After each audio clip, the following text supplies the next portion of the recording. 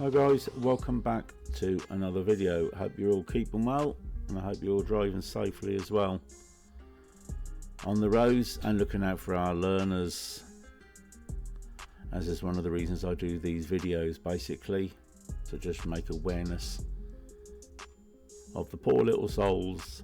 Now this clip here, this first clip, basically it's about something that happened to me and one of my pupils.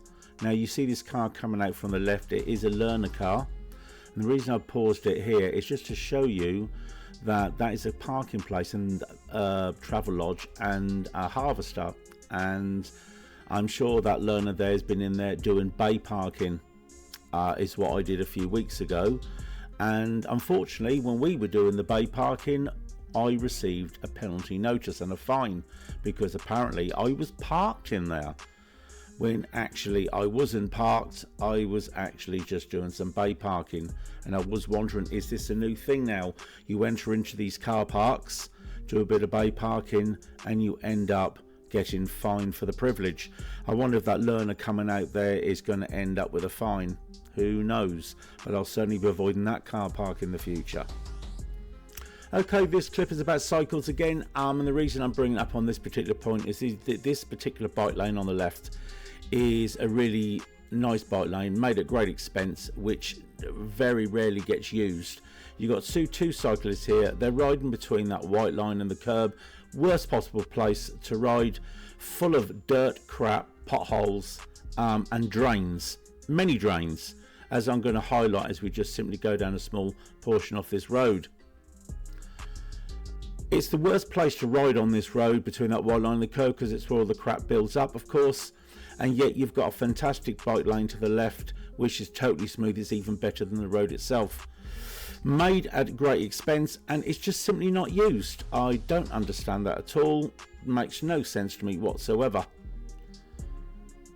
I mean, I know some are not fit for purpose, but what you've got here, for example, as I'm going to highlight, with the bike path, you have a pedestrian area, so even pedestrians don't get in your way, and you have a bike area. It's completely been separated, just to add to your enjoyment if you happen to using the bike lane.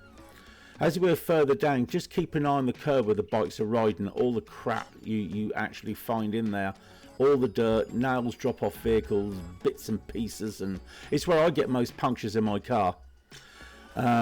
Every time I pull in, but that's something I actually have to do whilst teaching. Now we've got a couple of more cyclists ahead, equally potholes there, look. Certainly the one on the left the bikes would have to avoid, another one there the bike would have to avoid. I wouldn't have to avoid them on the bike path, and we've got two more cyclists here, equally don't prefer the bike path. Look at it as we go around the corner, nice and wide, separates from pedestrians, but nevertheless two more drains there they had to avoid.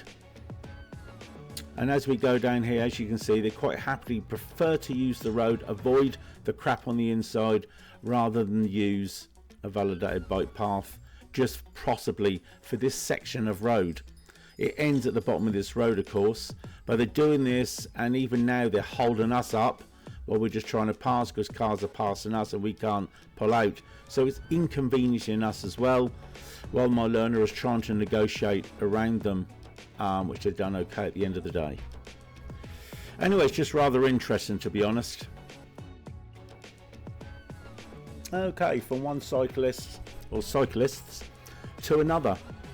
Now I noticed this chap behind us when we were waiting to turn right at a junction. Now fair enough, he's waiting quite patiently, and he's also being very aware of what's going on around him, which is also good.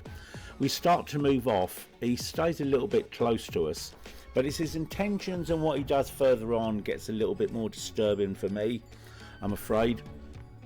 So as we turn right here, we'll have a look at the front camera in a minute, but he's still very, very close to us. He then moves to the inside. He has a good look around, which is fair enough and fair play. But then he decides he wants to undertake us. Now, I didn't think that was a particularly good idea, because if you have a look at the front, just as the lights change, we have this bus in front of us we're keeping a reasonable distance from, and the bus pulls over to the left here, or makes an attempt to do so, and doesn't let anybody know about it, then immediately pulls away again. And it's at this point the cyclist then passes us, and this is where I think he does something rather silly, because he gets right in the middle of the bus. He's catching probably a bit of a drag from the bus, to be fair. Maybe that's why he's doing it. But he's invisible at this stage, and as we go further up the road, he actually gets a little bit closer and he picks up even more speed. I think this is dangerous riding, to be fair. If that bus braked hard, I'm not entirely sure he'd be able to avoid it. Yeah, I think not appropriate. Let's see how close he is there. Look, not appropriate riding, really. This clip here, that solid white line, we all know what that means as we stop at the give way. And also there's a big area there that quite clearly says keep clear, do not go into it. Now on the right side of those two cars, one goes in, doesn't park very well actually, because the second one that comes in actually has half his car in the keep clear, but forgiven for that. Probably a little bit more than that, but you can't be forgiving this fella here. This is just absolutely ridiculous. He can't go anywhere at all and thinks that he can just do what he wants where he wants by driving into the keep clear completely, by going over that white line, which he just should have stayed behind. Some people on the road do what they want, where they want, how they want, and damn everybody else, of course, on the road. Not very impressive from the HGV. Okay, let's move on. This one's a bit of a loophole in the law on the roads, I think, of what people do when they're driving on the road. What we're looking at is the lights in front of us. They're going to change to red, and we're on a little feed-off road for using the facility. There's the test centre on the right. There's the door. So there's a lot of access around here by the public. Now this van decides he doesn't want to wait for the lights, so he pulls in here, as does the van behind him, followed by the obligatory Audi, of course. I mean, it would have to be an Audi, wouldn't it, of all cars? Everybody else carries on up to the red light and does the appropriate and proper thing. As we're looking here, you'll actually see that van come through, as it did. There's Pillock 1, using this slip road for the wrong reasons. There's Pillock number 2, going right through, has no intention of pulling up a parker for any reason. And there is Pillock number 3 in the Audi, using this slip road. Now they're not breaking the law, of course, but this is inappropriate. It's a walk area, there are shops here, and this little bit of road here is so people can park up and use the facilities around here, not to cut through a red light. If everybody was doing that, the road would be chaos. And if we look again, just to show you that this is commonplace, this is another set of vehicles at the next red light while we were waiting. There's a commercial vehicle decides, no, don't want to wait for the red lights. The blue car behind the red one thinks, oh, there's an opportunity. It's why he got close to the red car. I'll have a little piece of that. Couldn't wait for the red car to get out the way, so he decides to cut it a little bit early and go over the pavement.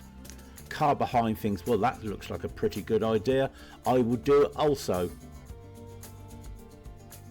And then everybody else queues up appropriately, waiting for the lights to change. It's just as well that not everybody else does this, otherwise it would be chaos. This is a little busy area here with the shops and the test centre just on the right. Looking at the forward camera again, you can see that it is a red light ahead, and there comes Pillock number 4 in this short period of time, followed by the next one that pulled off, that blue car behind the red car, that eventually comes round when he sees the van doing the same thing. And there is Pillock number 5, followed very closely by idiot number 6. And I think this is quite inappropriate, though not illegal. It probably should be. There should be signs up in some nature, because it's not a through road to get rid of red lights. It's this area here so people can pull up and park, especially for the test centre, and to use the charity shop on the left and other shops as you go around the bend, not to cut the red lights. But people are doing it, and they're doing it on a consistent basis. I think it needs some sort of attention. Okay, done a bit of rural driving here, right out in the sticks. And when you're out here, you can come up to all sorts of hazards when you're driving down these roads. You've got to be particularly careful. And And who's ever come across a hazard like this when approaching a T-junction? Oh, hello. Horse decides to go for a little walk. He's on his own. Got to be really cautious. Certainly when you're out in the rural roads, you never know what you're going to come across. A horse seems to have got his way, but I don't see anybody following it, so I'm not sure how far that horse is going to go. Quite far, I should think, if no one's chasing it. Okay, on this clip here, it does wonder how people get the licenses, really. There's a car going to come out from a junction on the right, and I do have to ask the question, seriously, do they know how to drive? I mean, the amount of space they take up. I mean, look how far they are from the curb there. Absolutely ridiculous. We had to slow down there to let them readjust and get back on their side of the road.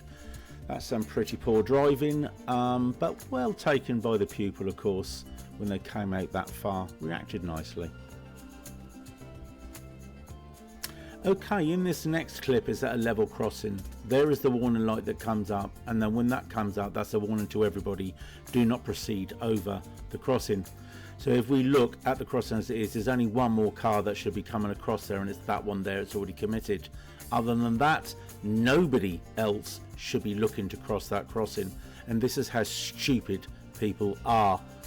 What the hell is that car thinking of with that warning light coming up? And just as well is, what the hell was that car thinking of? They will be caught on camera doing that, and the authorities take a very, very dim view of people abusing a crossing like that, and crossing when the warning lights are up. Okay, thanks for watching the video. I look forward to seeing you go on the next. Watch out for those learners on the road. Please drive safely yourself and take care until I see you again. Bye bye for now.